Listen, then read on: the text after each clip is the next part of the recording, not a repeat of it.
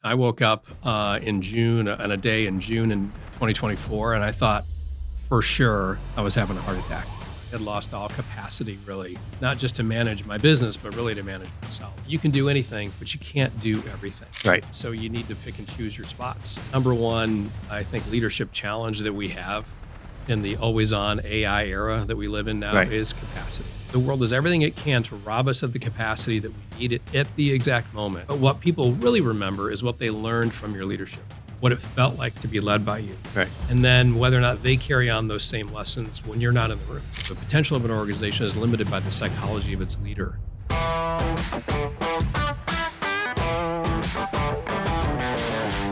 So good morning, Matt. Good morning. How are you? I'm great. Good. What a beautiful morning. Oh, most mornings are beautiful, but yeah, it helps when it's so crisp and clear and not smoky. There's that. Right. And so when I texted you this morning, what I heard you say is you were about to do your meditation. Yeah. So is that a daily practice for you?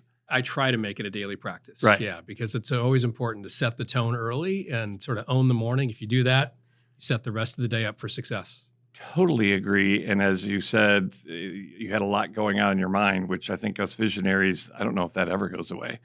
And I don't know if we want it to go away, but to slow it down a little helps. So do you mind if I ask, what is your meditation practice? Do you sit with your legs crossed and om for an hour or? No. I don't either. A lot going on in my mind. For the years, I've been a power user of various meditation apps. So Right. I think I've logged 5,000 sessions in Calm, Oh, for nice, example. right? Good for you. I'm using another one now from Sam Harris called Waking Up. But just a little bit of light guidance to sort of keep me focused and something that's time bound. Right. And I can sort of say, okay, for the next 10 minutes or 15 minutes or 30 minutes, this is my job. And I'm not trying to get anywhere. I just want to be here. And I think if I do that, then I'm a lot more productive and focused the rest of the day. I think it's one of the most important things I've learned is to slow down for a couple minutes. Yeah. Most of my days are great. And yet when I make time for about 10 minutes, 90% of my days are great. Yeah. There you Because go. I wake up, I have so much to do, which isn't horrible. But so thank you for sharing. So you are a visionary and you have a book coming out. And before we get there, I just wanted to ask you a few questions because you spent 10, 15 years in the banking industry? 35. 35. So yes, to 10 or 15, but I kept on going. Right. Yeah. So how did a visionary survive and thrive in what I would consider a pretty conservative, structured industry? Well, it's funny. I think a lot of people got into banking in the early 90s when I did. My first day on the job in banking, by the way, was June 18th, 1990. And I think we all got into the business in part because, hey, there is some structure here, but there's a lot of, in my view, commercial banking, a lot of cool things to do because you're going to touch lots of different kinds of companies, learn a lot. Where's the bad news? What it ended up being, though, was a journey of constant change. I think I went through 4 or 5 M&A transactions. Usually my organization was sold. No. So but with volatility comes opportunity. Right. And it felt like with every one of those inflection points, there was an opportunity to lean into that change and do something a little bit different. And so I would call myself an intrapreneur. And as I went through my career, I became known as somebody who said, yeah, if there's an extra project, Matt's probably a good guy to help you do that. And I did a lot of that work. I mean, ultimately in the end of it, probably too much, but I still learned a lot. And I use all of those lessons and all those learnings and all that knowledge now when I try to advise and help clients. That's awesome. So what was the turning point that shifted your mind? It was time for something else and to go out on your own. Well, it was a very acute turning point. I woke up in June, on a day in June in 2024, and I thought, for sure, I was having a heart attack. And what I realized was that I was beyond burned out. I had lost all capacity, really, not just to manage my business, but really to manage myself. And took some time off to reflect on, all right, what are these choices that I've made? Where is this getting me and where do I want to go? And I realized that it was time for me to do something that was a lot more focused, that was a lot more, driven around what I wanted to do. And then also I was going to be better able to balance things like work and family, health and wealth. And I had been on too far of the scale for too long. And And that really informs my power of and work. Right. This is part of the book, but this idea that some of these tensions you don't resolve, you manage. They're always there. But if we continue to sit in that tension and manage through it, we land in a better place than if we just choose one path or the other. So it's interesting. Sit in the tension. I love that. I used to avoid adversity because I grew up in the happy family. So I'm like, well, why go there? But I think I also shoved down, perceived negative emotions, but I also shoved down, I think, some love and joy and whatnot. And so to not be afraid of those and use those as learning is huge. I think it's a natural human reaction to be afraid of it. Right. I mean, I was never like looking for tension in the teams that I managed, right? But, as I reflected on my career and as I've been writing the book, I always realized that number one, my best client relationships usually came out of a point of tension. We had a hard moment we had to get through. We built trust through that, and then we were bonded. And that the best managers that I saw, the best companies that I saw, they always managed those tensions between, say, executing today and transforming for tomorrow, which is something right now that every company I work with has to do, whether we like it or not. That's uncomfortable. There's no getting around it.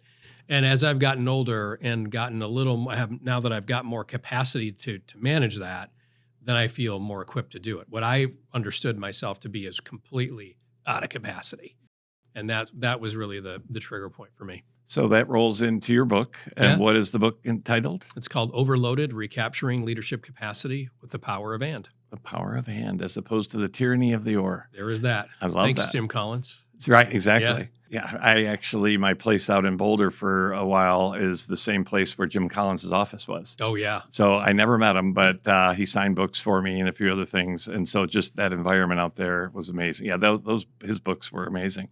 So tell me a little bit about the book. What are a few lessons out of the book? Who's the book for? The book is for people like me, for basically executives who are trying to figure out, how do I continue to survive through this and lead through this in a way that's sustainable? And not just myself, but also the organization. It's not a self-help book. It's really meant to be a leadership book. Some of the key lessons are, number one, that the number one, I think, leadership challenge that we have in the always-on AI era that we live in now is capacity. And that the world moves so fast, and in fact, it's accelerating, that it does everything. The world does everything it can to rob us of the capacity that we need it at the exact moment when we need it the most. And that is the challenge. And so with the help of some partners, I've developed a framework that we teach in the book to help you retain the capacity to focus on what really matters most and how you can bring people through a process to harness the power of and. So what is your target market? So you said key executives, business owners. What all is your target market? It's really the leaders, who are leading, not only just in large corporations, but even in small ones, and the people that they lead. What's been interesting for me as I go and I speak, and I do a lot of speaking, is that it resonates not just with folks who are, basically in my old spot, where you're a mid to senior level manager and you're trying to balance a ton of things. It also resonates with anyone who, frankly, is seen as a leader. So if you're a parent, you're a leader. If you're that person in your work group that where people go to for answers, whether you like it or not, you're a leader. Yep. Even though your title may say, something that doesn't connote leadership. And that's been the surprise for me of the message. And that's what I hope that it lands with folks who buy it. Well, it's interesting. One of the reasons I do this podcast is to build trust, grow relationships. Yeah. And so I had a past client and a good friend, Rich Homburg from Public Television of Detroit. Shout out to Rich. Yeah. And I love it. He's like, you got to meet Matt. And I think you can help him. And I think he can help you. And that's what this is all about. Because in this age of just things happening so fast, and especially for a lot of us visionaries that our brain's already going fast. And so now to try to keep up and control those things, which I'm learning we really can't control them, but I like to think I can, or used to, just those connections and what I call synchronicity. My daughter calls it God. And it's all, to me, kind of the same thing. But so any comments on connections, relationships? I used to think I can help anyone, and I realized I maybe can't help them, but I probably know someone who does. So any comments on connections, relationships, networking? 1,000%. first of all, one of the lessons in the book and one of the lessons that I learned literally in that hospital room, in the ER. By the way, I didn't have a heart attack. I had a panic attack. Right. I thought you were going there, right? Was that you can do anything, but you can't do everything. And I think one of the traps that a lot of visionaries get into, and I used to see this in my clients, is that they would try to do it all. And we both know that that's a self-limiting activity. Yep. And I think believing that you can connect everybody, believing that you can take on all that stuff that lands in your inbox or on your to-do list, that's not productive. And sometimes it is best to say, yeah, I'm probably not the best person for you. And I got really good at that eventually in the bank. And I would meet with a client, and they would or a prospective client, and they would talk about what their opportunity was and what they were looking for. And there were times we were really clear about what we were good at and what we weren't at the bank. And we'd say, you know what? That's a really cool idea. And I'm not your guy. Right. Yeah. That's building trust too. But I know 3 people who are, and here's how I would approach it if I were you. These are 3 people I want you to call, and here is the way you ought to approach them. Go with God, and we'll see you on the other side. And usually that sort of thing comes back to you. Right. Because for sure. you've really stepped out of yourself to help someone, and it's not necessarily about you in that moment. And that's one of the big learnings for me as I've stepped out of a large corporate world where everything is time and space constrained, and now into this entrepreneurial world, and it's much more open. This feeling of lack and of scarcity is greatly reduced compared to what I lived in. So you mentioned when we spoke earlier that you're a deal guy. Yeah. And I'm a recovering deal guy. No, I appreciate that. I'm a recovering salesperson, which could be a deal guy, and I'm very competitive. And so if someone introduced you to me and you were in my target market, I'm like, I'm going to close this guy. And I was taught to close. Yes. And I'm a recovering deal guy, as you said, and learning to undo those things. And it's not about winning, or winning is, let me rephrase that. Winning isn't about getting the deal. It's about helping someone. And so I'm still learning that. Yeah, I agree with that. There are 2 things to sort of build on there. Yeah.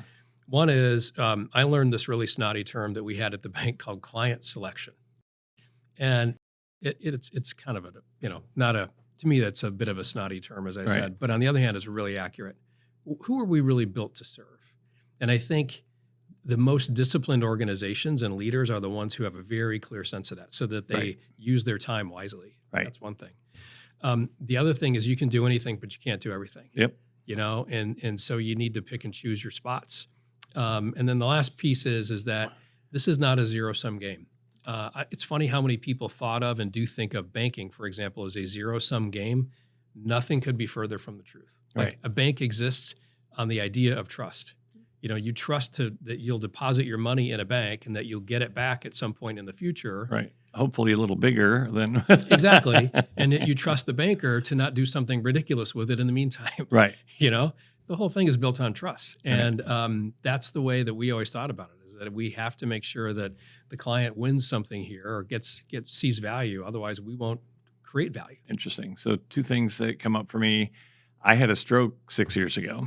So that was a physical thing, not just, it was stress-induced, 100%. And also I was out of the hospital within a couple days through homeopath that my wife gave me, not necessarily the hospital, and don't tell anyone that. But I realized, and my doctor said that was kind of a fluke and it was stress. Mm-hmm. And that was when we were locked down, and I was so angry at our dampening of our freedom and how it affected my kids that I was mad. And so then I realized I was giving up my power. So I realized I thought my job was to save the world. So no small thing. There you go. And through my healers and teachers, it's just like, okay, the world doesn't need healing. I mean, maybe it does, but it'll probably be okay. You can't do it on your own, and you're probably going to kill yourself doing it. And so it was like, that was when it was like, boom. And that was, I matter, that if I just act like I matter and show up as I matter, and that's helping and serving, that's how I'm changing the world, even if it's just my little part of it. Yeah. I think a lot of it comes down to pivoting our view of winning. Yep. And I talk about this in my keynote that, I always used to think about my job is to help my teammates and my clients win. Right. But not by defeating somebody else. Right. Yeah. I mean, that's by definition, if I win, you lose, we've created no value. It's a zero sum. Yep. Winning is really about delivering, And to me, it's like delivering on the promises that you make to yourself, on the commitments that you make to the people that you lead and that you serve, Right. and then on the presence that you owe the people that you love. If you can do that, then you're winning. Yep. The problem is that when the world's coming at you so fast, it's easy to get caught up in a spin, Right. and lose sight of all that. Yep. So another point is my daughter is an engineer. She's a teacher, but she ran the robotics for her high school, the robotics club or team. And the teacher that ran it knew that I was fairly successful in business and asked my daughter, Grace, hey, can your dad come help us? And she said, well, probably, but for what? And he said, well, for engineering and this. And she's like, no. But if it's about networking and inspiring, absolutely. And one of the greatest compliments, because I feel like I haven't supported her in her engineering endeavors and whatnot, is that she told her boyfriend in the past that I was a master networker. Interesting. And I'm like, thank you, because that is what I am, and I honor that. And it's and so teaching my kids to network, not for gain, but to learn. My son's an engineer too. Yeah. And I would say engineer in the traditional sense of the word. I mean, he loves to organize and engineer stuff. He's also a really personable guy. I mean, he does have a few traits. Even though he's 6'5", and I'm just say considerably shorter than that, he does have a few traits of his father, and so he can be extremely personable and likable. But he I think has this negative connotation of networking. And as it's funny, as he's pivoted into his career and he's been doing really, really well in automotive, I've become sort of like a career coach. Right. That's For awesome. the first few years of his career, we would get together on Wednesdays and literally we'd go have a steak and talk business. Right. We called it Meat Man Wednesdays. Yeah, and it was great. And a lot of it was the mechanics of, what are you working on? What are you bidding on? And then I would say the art of, well, how are you talking about that? Right. And how are you leading through that? And I was really impressed with how my son was able to connect, say, people who are working on the line in the plant to executives. Right. And that has really accelerated his growth in his career. That's awesome. So it's networking, but just framed in a different way. Well, and I've shifted from the entrepreneur group that I learned a lot from 30 years ago. The definition of success was ringing the bell. Yeah. And ringing the bell meant you sold for $10 million. And that was the only definition, is how I perceived it. So even though I had a lot of successes, I didn't feel successful. And yet when I realized it wasn't about ringing the bell, it was around what matters most, which is a lot of the stuff that I hear you teach, which is awesome. And that's being a great parent, being a great husband, being a great connector. And I've shifted from selling to compelling and networking for, not to. That's really so I'm good. networking for you, because I used to think networking, it's like, stay away, and I've been a part of some networking groups for a while. It's like, Matt, you need to give me 3 leads by next week. That's not what it's about. That's what we're all taught in like dimensional sales training. Right, Yeah. right. And so those shifts have helped me so much. And sure enough, I've gotten more from that by giving that.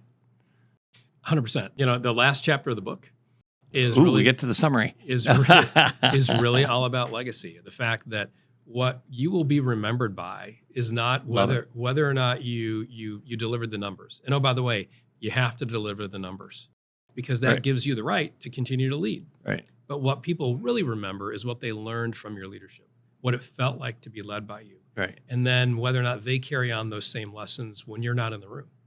And I learned that at my dad's funeral. My dad was a teacher and a firefighter and a firefighter training instructor. He was never a manager in his 5 years or so of teaching.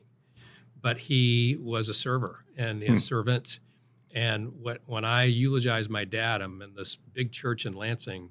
There's 200 people or so in the congregation. I knew maybe 50. And everybody else just showed up because my dad impacted them. Right. That's awesome. And I went back to the office. This was on a Friday. I went back to the office on Monday, and I wrote in my journal, like my planner, like, who's coming to your funeral? Right. What? And what would they say? Yeah. And what impact was I having? And that really changed the way I thought about my career. How long ago was that? That would have been in 2010. Okay. Wow. Yeah. When my dad passed 13 years ago, actually, in a couple of weeks, it'll be 13 years, I gave a eulogy and I listed my dad's top 10 lessons that I learned from him. Oh, wow. And I used to be mad at him. I didn't realize till he passed that I was kind of frustrated because he didn't tell me the meaning of life and what is love and what is God. And yet when I listed out my top 10, he showed me by example. I mean, even when there's a sunset, you stop and you watch. Yep. You have happy hour every day, and it's not about the drink. It's the, hey, how was your day? And connecting. Family first always, Yep. you know, and so that was huge. And then my mom just passed about a month ago. So I shared, thank you, I appreciate that. She was 94, and she was struggling at the end, so lived a great life. So I shared my top 10 with her while she was alive. So I recommend that for anyone. You know, tell your parents if you can while they're alive. Yeah. They may not hear it or appreciate that. My parents, I used to say that they were obnoxiously humble.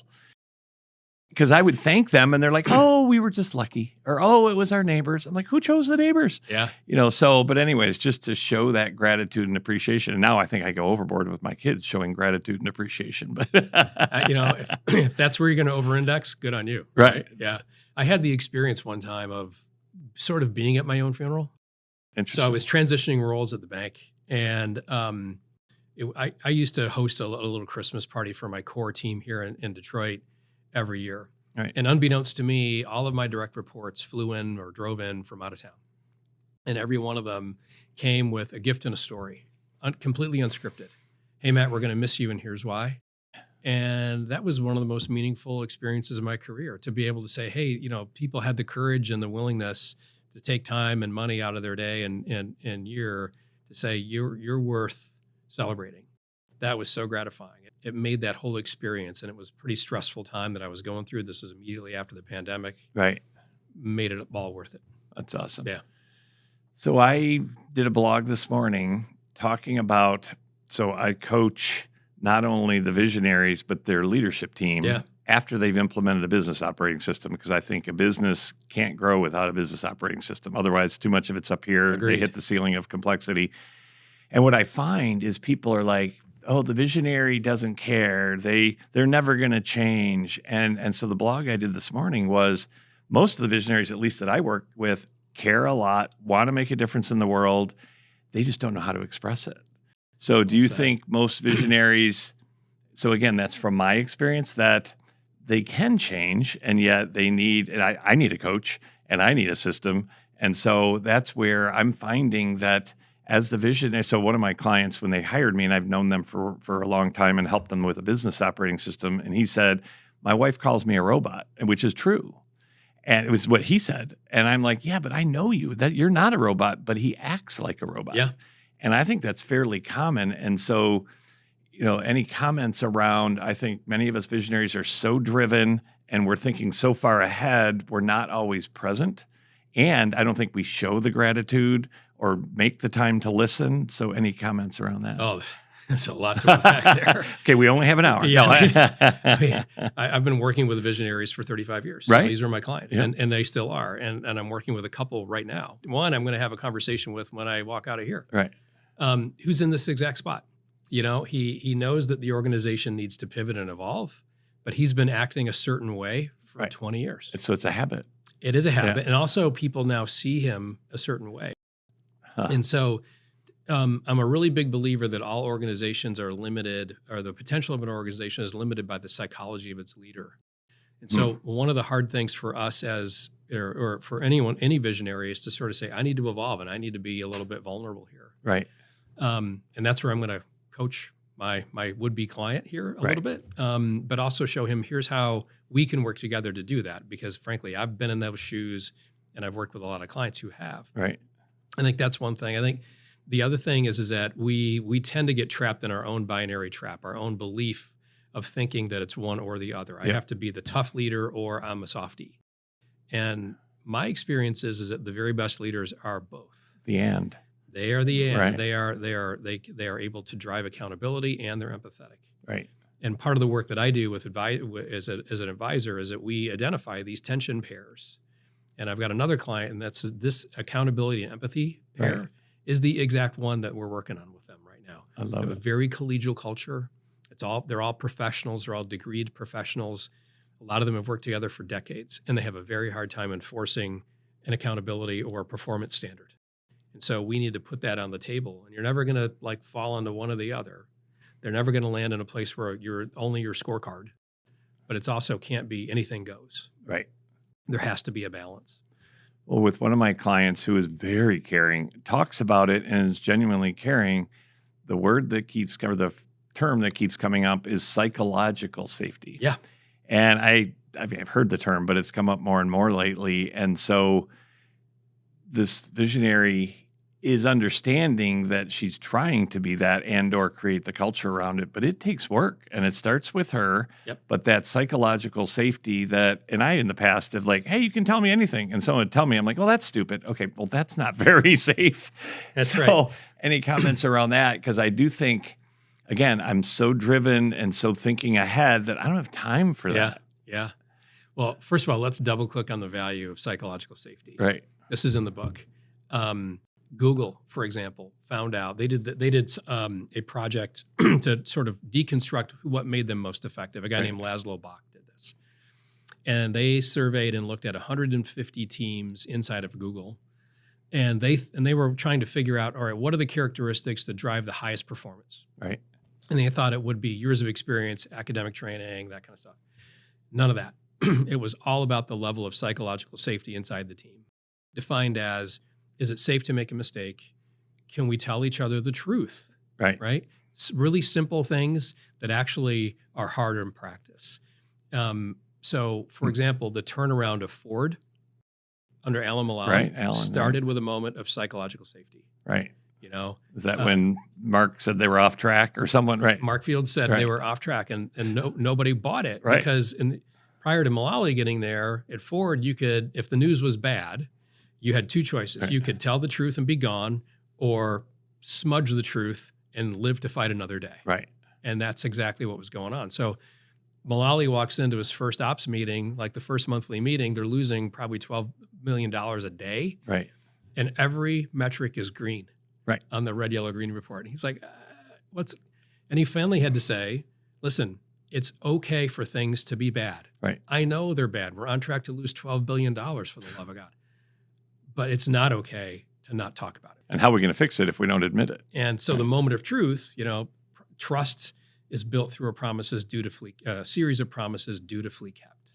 So the very first time that Mark Fields brought up, had a red number. And by the way, I think it was only, I have a friend who was in the room that day.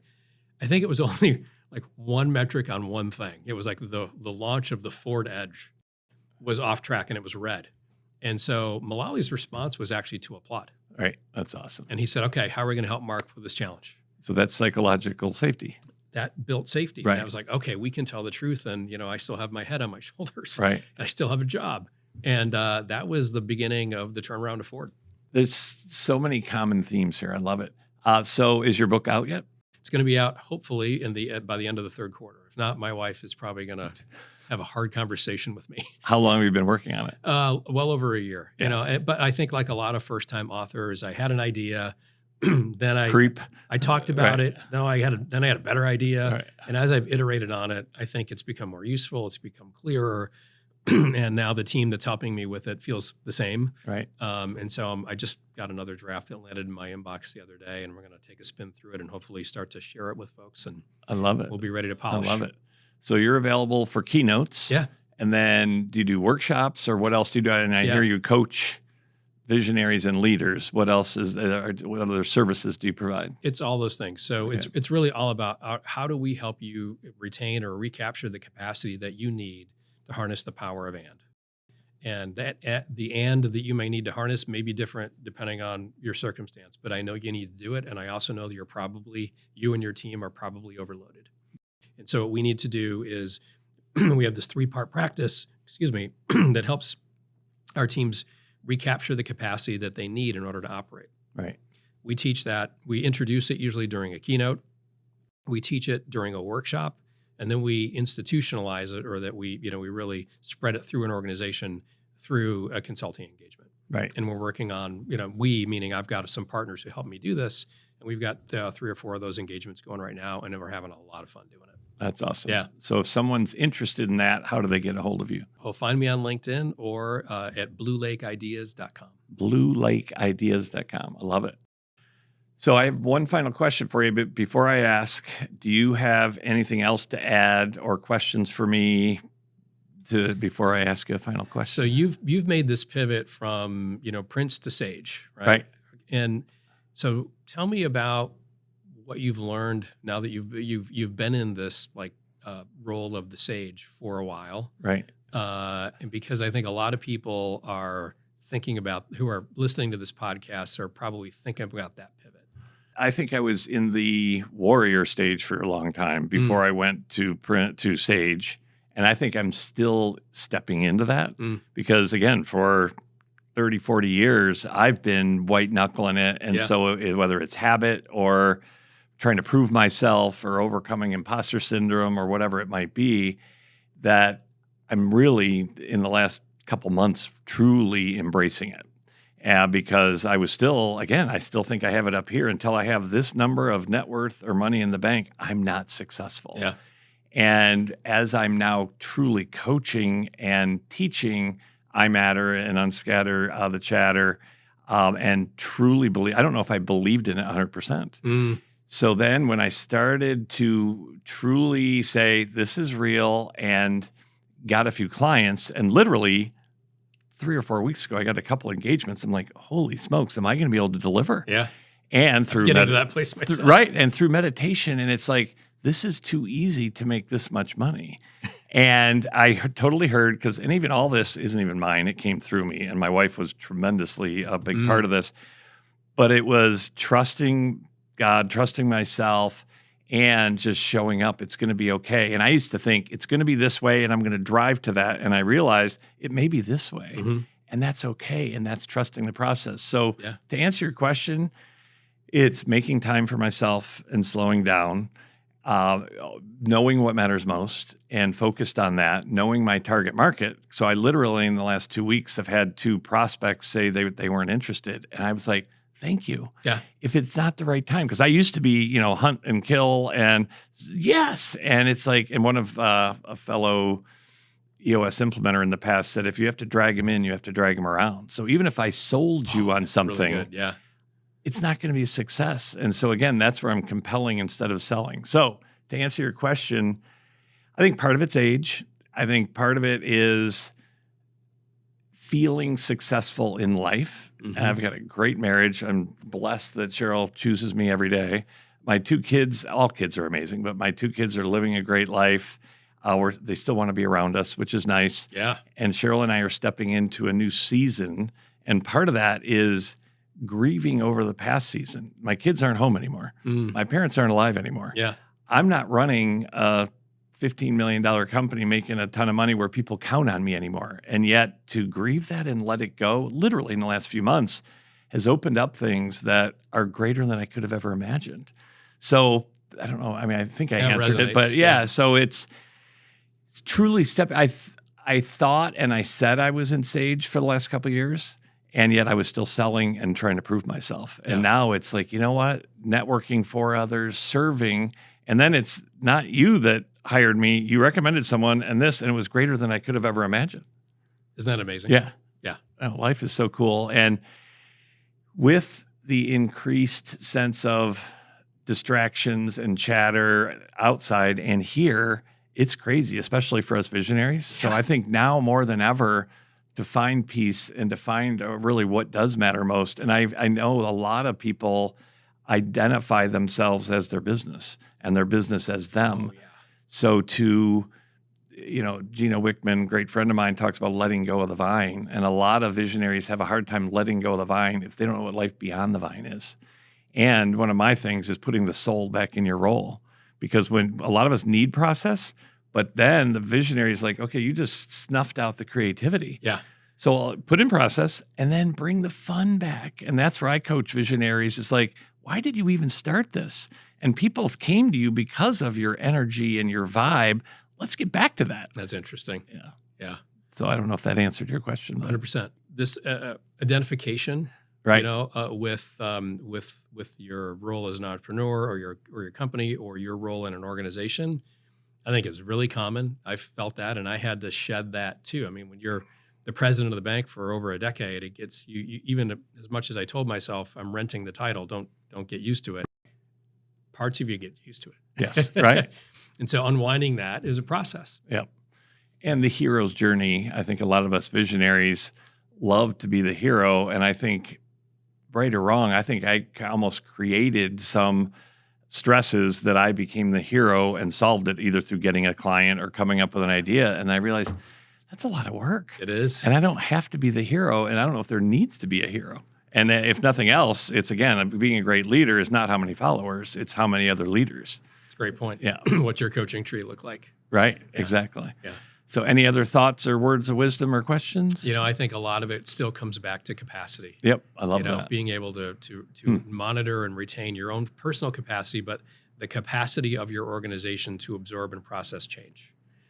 That is critical. So define capacity, because I have a few things on my head, but yeah.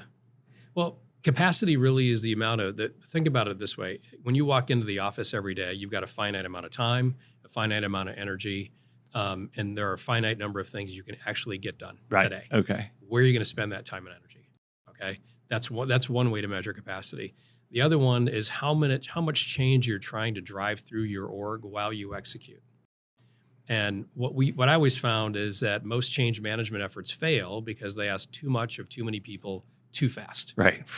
So part of the system we teach it shouldn't be that hard. Let's do it tomorrow. Exactly. Is to test and learn your way into change so that change becomes a habit, not an event. Right. And if you're going to do that, which we have to do because we have to keep evolving and learning, you have to create and retain the capacity for that learning to happen. Love it. And otherwise, you end up with stuff like 30-page business reviews, like I used to have, right. In some of my roles in the past. Or I would look at clients who are, especially visionary clients, who are not only are they the chief salesperson, but they're trying to be the CFO. But they, and so they lose sight of anything strategic. They're in EOS terms, they're being the integrator and the visionary simultaneously. Right. That never works. You need to understand what you're capacitized to do. Right. I was with a group of people yesterday, and that's all they were talking about is how do we create the capacity to do what's in front of us right now, which is a lot. They're in healthcare, right, and get ready for all of the changes we have to make. It can be overwhelming. It can be. Right. And I think that's the opportunity we as visionaries have is to have that. And it's not just vision, it's belief, it's ideas, it's starting something. It may not be that's the end all, but if we're not going to get here if we don't start somewhere. You got it. Right. Love it. So my final question, this is Viva La Visionary. Yeah. So when you hear Viva La Visionary, what does that mean to you? Well, when I hear Viva, I think of Viva Las Vegas. So I think of a good time. Right. Well, there you go. Good. And so I really think it's it's something to be celebrated about. Hey, I've got a vision. I want to help bring it to life. And then the other thing I would say about that is, okay, the way that we bring that to life isn't by trying everything all at once. Right. The way that you bring that to life is through some structure and some process. But your job as a visionary is to make sure it's fun along the way. I love that. I appreciate that. Well, here's a token of gratitude. All right. You matter, and I'm so glad to meet you and excited. We're going to talk about having you at the Visionary Summit. And again, I'm excited to network for you. So appreciate your time and your wisdom and excited to be a friend moving forward. Amen. Thank you. I really appreciate it. Thank you. All right. Appreciate it. Enjoy. All right. Peace.